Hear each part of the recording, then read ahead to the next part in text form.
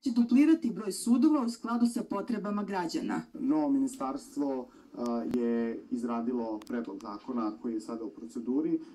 Možemo da ga popularno zovemo predlog zakona o mreži, iako se zapravo drugačije zove. Taj zakon predviđa da umesto 32 mi sada imamo 64 osnovna suda, dakle duplo više.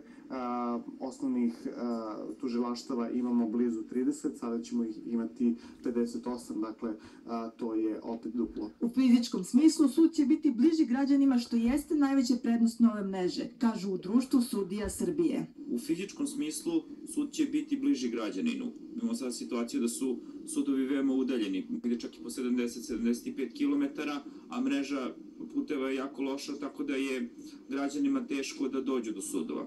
Što se tiče sudijske nezavisnosti, tu se otvara jedan novi problem. U reizboru 2009. godine povređeno je načelo stalnosti sudijske funkcije.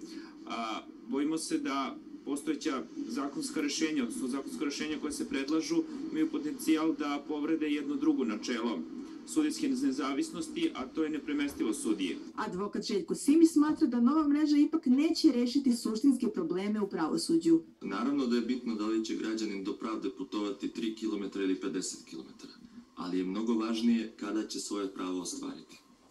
Dok god se procesni zakoni i materijalni propisi, znači materijalni zakoni ne promene u smislu brže mogućnosti da sud radi, neće se desiti ubrzanje rešavanja predmeta. Dakle, oni će se i dalje gomilati.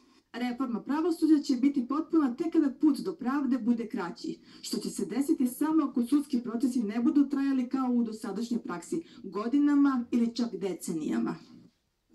Na današnjoj sednici vlade dužnosti načelnika Kosovsko-Mitrovačkog